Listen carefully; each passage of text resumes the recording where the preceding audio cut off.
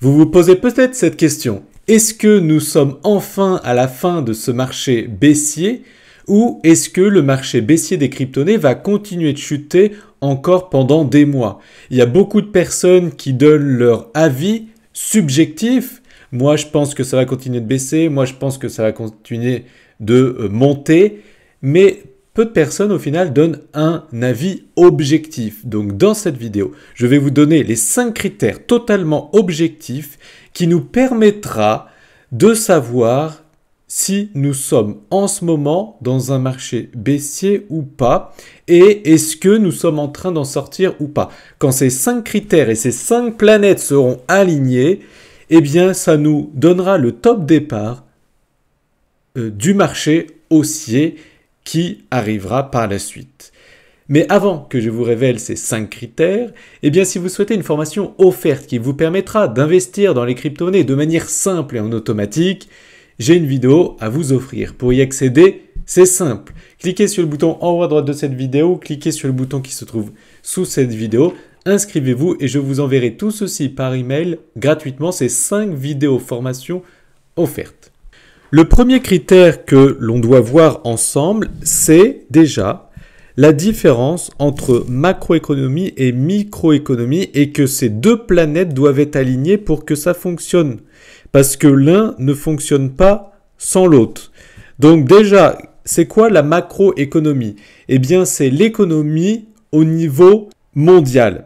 Par exemple, est-ce que le dollar monte? Est-ce que le dollar baisse? Est-ce que nous sommes dans un contexte géopolitique acceptable? Est-ce que nous sommes dans une crise mondiale? Est-ce que les taux d'intérêt sont en hausse? Est-ce que les taux d'intérêt au niveau des banques centrales sont en baisse? Etc. Donc, il faut que cette macroéconomie soit positive. Sinon, ça ne marchera jamais. Et la microéconomie, qu'est-ce que c'est? Eh bien là, c'est plutôt au niveau d'un marché.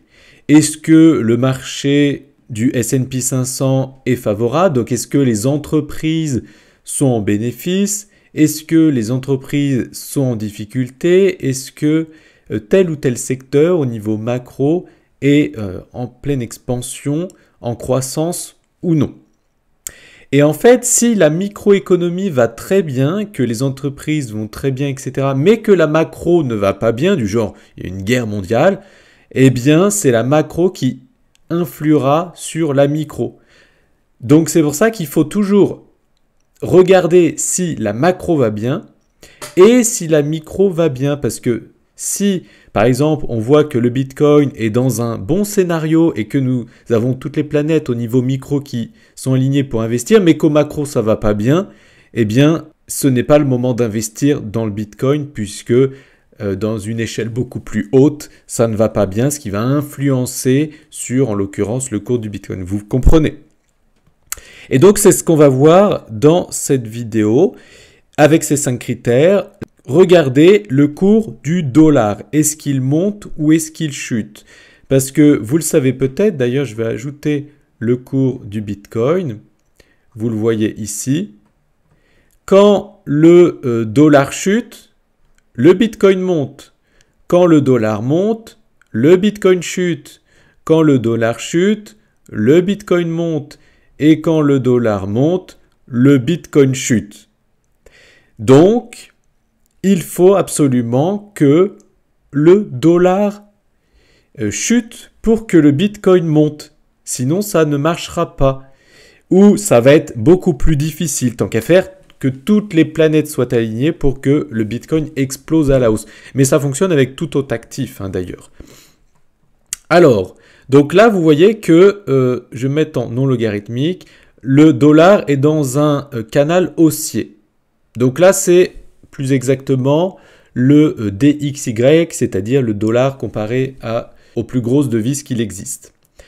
Et donc en fait, si le dollar chute prochainement, eh bien, le Bitcoin montera. A contrario, si le dollar monte prochainement, le Bitcoin chutera. Même si au niveau du Bitcoin, tout nous laisse penser que nous sommes sur un plus bas de marché. Alors, par contre, le souci, c'est que nous sommes sur un magnifique support en ce moment. Vous voyez, avec plusieurs points de contact, un ici, un ici, un ici, un ici.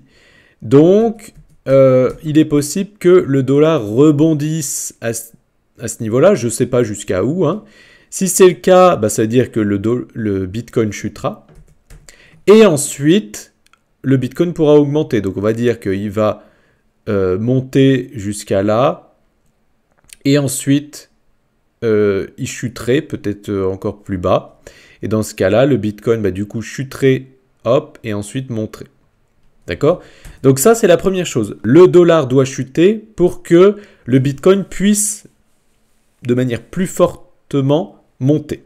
Ensuite, le point suivant, c'est que, surtout au niveau des États-Unis, il faut que il n'y ait pas de récession. Parce qu'on a vu dans les crises précédentes que quand il y a une récession, les marchés chutent énormément. Ça s'est passé en 1990, ça s'est passé en 2001 et ça s'est passé en 2008-9.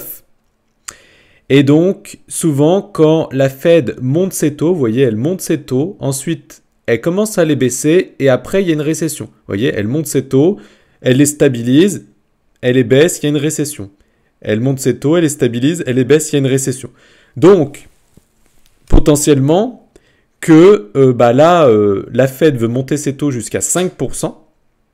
Peut-être qu'elle va les stagner, les stabiliser en début 2023. Et quand on va commencer à les baisser, il y aura une récession. Et s'il y a une récession, ça fait chuter énormément les marchés. On peut le voir, par exemple, au niveau du S&P 500. Et on peut voir en fait que dès que nous sommes en récession, donc on va dire à partir du moment où ça stabilise, vous voyez, le cours chute énormément. Ça stabilise, les taux ici en orange, ça chute énormément. Et souvent c'est ça. Voilà, c'est pareil ici.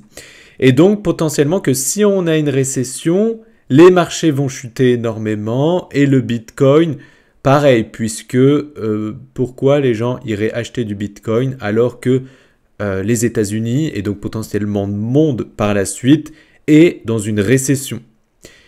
Soit il faut éviter la récession pour que les planètes soient alignées pour investir dans le Bitcoin, soit il faut investir à la fin de la récession.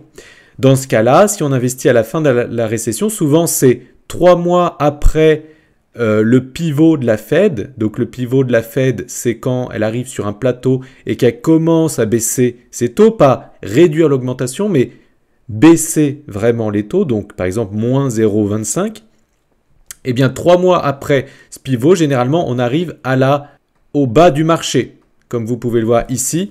Donc, c'est pour ça que s'il y a une récession, c'est pas grave, mais il faudra investir quelques mois après le pivot de la Fed. Et du coup, ce qu'on veut et ce qu'on attend, c'est un assouplissement quantitatif. C'est-à-dire, c'est ce que je viens de dire ici, on attend que les taux commencent à baisser.